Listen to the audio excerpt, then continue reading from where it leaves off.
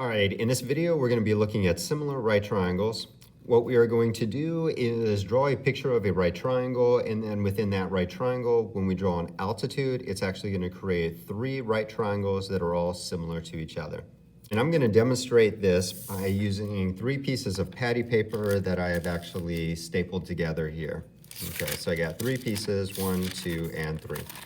All right, so I'm actually going to start on the last page here. I'm going to start on that one, and I'm going to draw what would be a right triangle. All right, so what I'm going to do is start with just what would be one of the legs. Okay, no particular length. All right, and then off of that leg, I'm going to make a perpendicular. Okay, so that'd be 90 degrees there.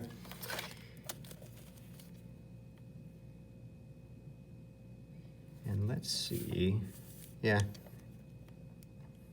All right, trying to determine how long I can actually draw that, and I think I can make it a little bit longer than the other one. All right, so that is going to be the right angle that we have. All right, I'm going to go ahead and close this off. Okay, and then two acute angles that we have here, they don't really matter what the sizes are, but what I do think is interesting is that they would be different sizes, just to demonstrate that this does not need to be isosceles. In fact, if it is isosceles, these tend to get more confusing, which is a weird thing. All right, so let's call this, we'll call it ABC. Okay. All right, now I'm gonna go to the second page. Okay, and the reason I'm using the patty paper is that I can see this image. Okay, and what I'm gonna do here, I'm gonna highlight this side here and go ahead and highlight the AB. All right, but what I wanna end up doing is making a perpendicular to the base. I want a perpendicular to the base, in which case, what I'm gonna do is grab a piece of paper that I know has a right angle on it.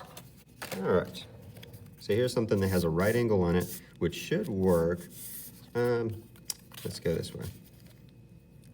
All right, okay, so this was, it was a piece of a card here that I could just go ahead and cut off a right angle. Okay, and what I'm gonna do is line it up with the base and that right angle that we have. Okay, so I'm gonna draw an altitude here.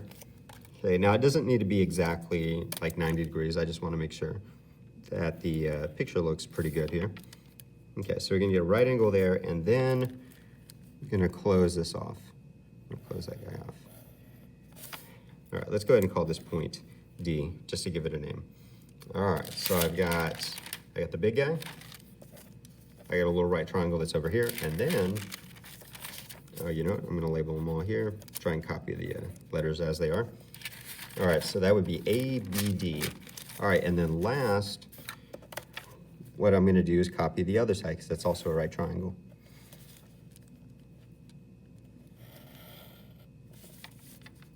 A little bit off on that line, it's okay. It'll make its point anyway. All right, so this would be a D, that'd be a B, and then we're gonna be using C for that one.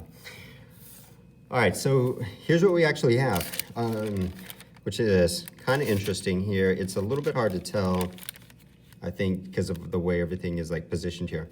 All right, but if you were to look at this right triangle, if you were to look at that one, obviously you got the right angle there. The legs of it, you've got one that is like a little bit shorter than the other one, right? You got one that's a little bit shorter than the other one.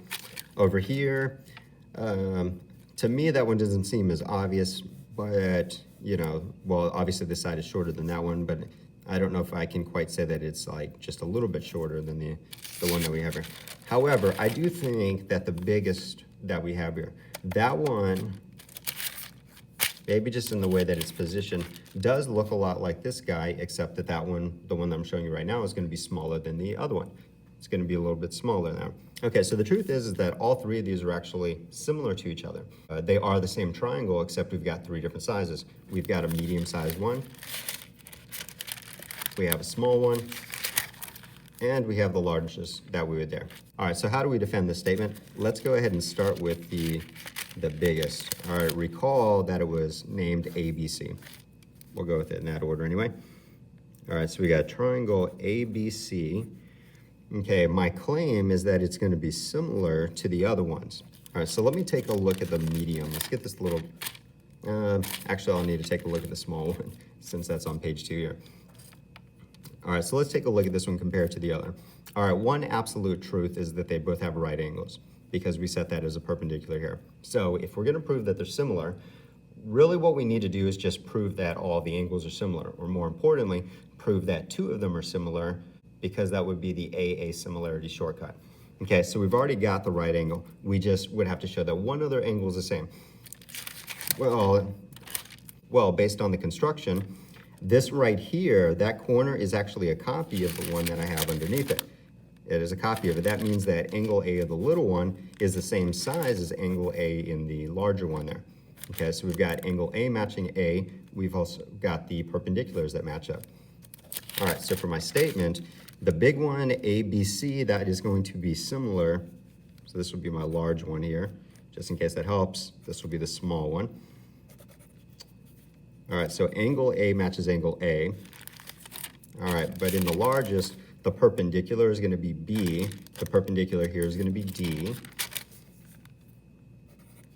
All right, and since those two are congruent to these two, that means that they will be similar. All right, the third one, though, is going to be angle B. That little angle here is actually going to be the same size as C, which we would have down in that corner over there. All right, and then, let's see if I can squeeze this last one in here. The medium one, okay, the medium, let's see what we got here. All right, so looking at the medium one versus the largest that's in the background, they both share angle C right here. That's a copy, so that part's gonna be the same. So the third letter is gonna be C. All right, and again, the perpendicular, which was B in the original, is gonna match up to D in this one. All right, so that means that your third angle is gonna be B. That would be from the one that we have here. That angle right here, sort of imagine the size of it there, remember it, is the same size as A. It's gonna be the same size that we have there. We've got A is matching B. All right, so I have one example problem. For the most part, all of these types of questions are the same thing. What you're given is this image where you have a right triangle, and then you're given an altitude to that, which ends up creating all these similar right triangles. You're then provided some of the measurements and asked to figure out another one that is missing. The trick that I like to use for this is to draw all the triangles separated from each other. Okay, so I'm gonna start with the largest one. I suppose the order doesn't really matter, but I'll just start with the largest because that's how it's actually positioned here. Okay, so I've got E, I've got D, and I've got G. In addition to that, this is 6, this is 8. Okay, and by Pythagorean theorem, I can figure out what that length is. Oh, it's actually there. It's a 10. All right, so they didn't actually need to give you that information, but because you could do Pythagorean theorem, but okay, it's there. Okay, it's there anyway, though. The others, okay, these will get a little bit tricky. What you need to do is pay attention to like short legs and long legs when you do it. Okay, but I am gonna have a medium-sized one, and I'm gonna have a small one, okay? All right, the medium is gonna be this one here. Now we know that because the hypotenuse is 8 versus the hypotenuse here being 6. I'll go ahead and add those in because that actually is helpful. All right, so the 8, that guy right here from the medium, all right, the other corresponding parts, G is gonna match G here. Okay, so I'm gonna go ahead and put the G in that spot to match up, which means that this is actually gonna be D, just in case that matters. And within that triangle, the X is actually going to be FD. So I didn't label the F yet. Go ahead and get that in there. So there's X. Okay, and then on the last one that we have here, the X, which we do have here, that, let's see where that one corresponds to. So this angle right here, here's what I'll match up. All right, so angle E has to be the same angle E that we have in this picture. So E is gonna go up the top. This is gonna be F of the perpendicular, and then that means that this is G. Okay, so there's a little bit of work that goes into making sure that you have everything matched up correctly. Sometimes the pictures are a little bit easier to match up because you'll have sides that are like completely different than the other ones. Like one side is really long compared to another side, and then becomes really easy to match up the shapes that are here. But 6 and 8 are, they're kind of close to each other, so it might get tricky when the figures get rotated.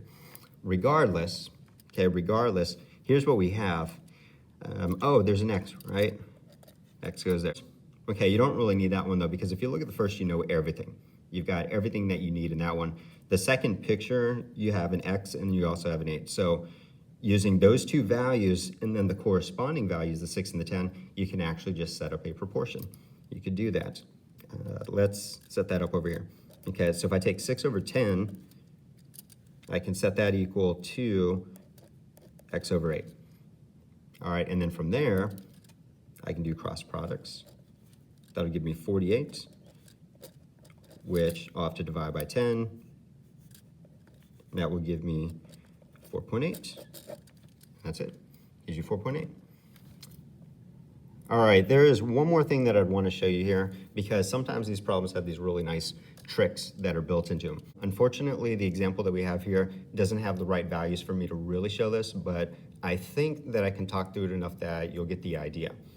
All right, suppose that you have a problem where you're looking for the altitude that would be here, and you know how this hypotenuse is broken apart. Okay, now we don't know that in this case. We do know that the whole length is going to be a 10, but we don't know how it's broken. We don't know what EF and FG would be. But suppose that that was the problem that we're working on. Suppose that we didn't have the 6 or the 8, but we did have the values in which this was broken up by. For the sake of at least trying to demonstrate it, what I'll do here is put down a Y and a Z. Now we don't actually have those values, but we're going to pretend that we had the values for these lengths and just call them Y and Z. All right, now if that were true, EF right here would be a Y value, and FG would be a Z value there. Okay, now let me just take out everything else. That would be a distraction from this part. And I'm also only going to look at this part over here. Okay, what we have here are the leg lengths. We would have the Y and the Z. All right, setting up proportions, we could do X over Z and set that equal the Y value over X. We could set that equal to the Y value over X. Okay, and then by cross products, you could take that product, and again, these would be two things that you would know. Okay, so YZ would be equal to X times X, which is X squared.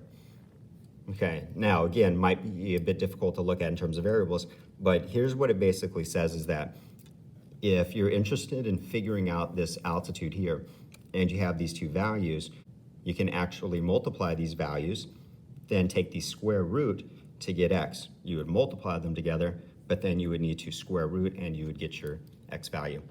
All right, so the reason that I bring that up is because that question tends to get used a lot for standardized tests, such as the SAT. Wait, what?